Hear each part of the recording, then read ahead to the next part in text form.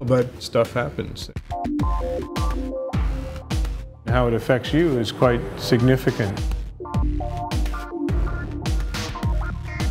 I was working on a meat grinder. I stuck my hand in a little bit too far. At my age, I thought, what could possibly happen to me? My doctor said, you need to do something or else you're going to die.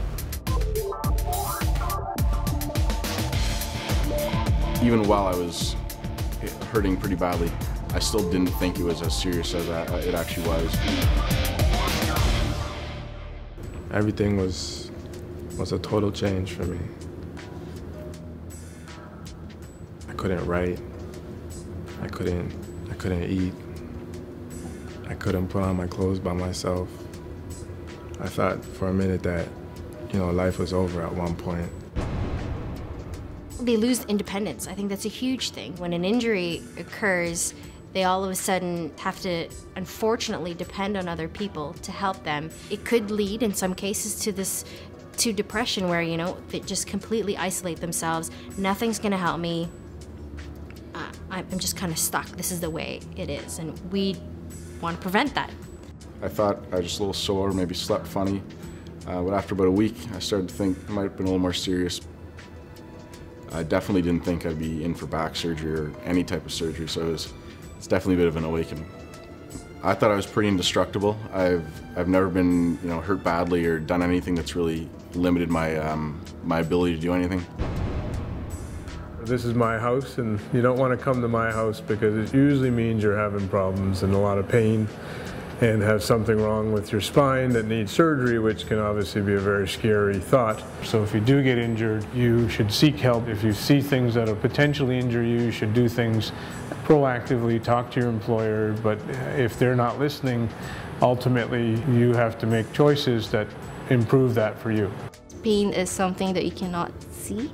So a lot of people see me and they think, you look fine, but they don't know what's going on inside of me. Sitting down, I felt fine, but once I got up and I started to walk, or I'm in a standing position, I started to feel the pain more and more, and it progressed to a point where I could only stand for 5 minutes. It was crippling. Your joints are yours forever. So if you have a small injury, so you sprain your ankle once or twice when you're a teenager, that's your ankle forever.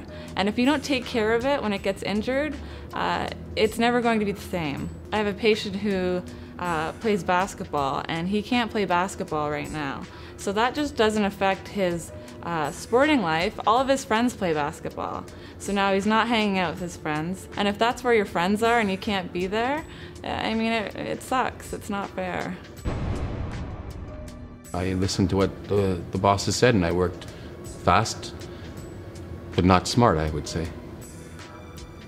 I entered the pain management program through the UHN. I always acknowledge the pain, but I don't let it manage me. I don't let it take control. So it's a sense of empowerment.